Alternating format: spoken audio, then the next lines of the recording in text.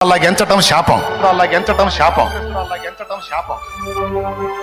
పాపం పొలం పనికి వెళ్తా ఉంది హడావుడిగా ఒక విధవరాలు, పాపం భర్త చనిపోయిన ఆమె, దేవుని బిడ్డ. ఆటో పొలం పనికి వెళ్తున్నారు. పొలం పనికి వెళ్తున్న ఆటోలోంచి దిగింది ఒక ఆమె.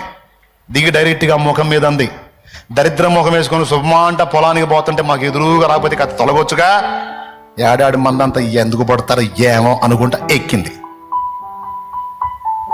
ఆ మాటని చివుక్కు మంది ఈ విధవరాలి హృదయం, అబ్బా అని.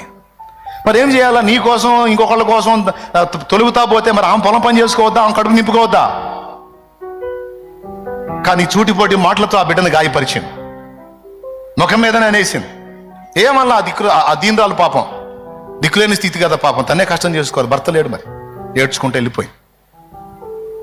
ఈ మాట పలికిన మనిషి సాయంత్రం ఇంటికి వచ్చేసరికి, ఇంటికి ఇంట్లోకి వెళ్ళింది. వాష్రూమ్కి వెళ్ళాడు భర్త, పోయినోడు పోయిన దగ్గర అవుట్. అదే రోజు 24 గంటలు గడవక ముందే అదే రోజు సాయంత్రానికి వైధవ్యం ప్రాప్తించింది ఆమెకి, విధవరాలైంది. జాగ్రత్తగా ఉండాలి మనం.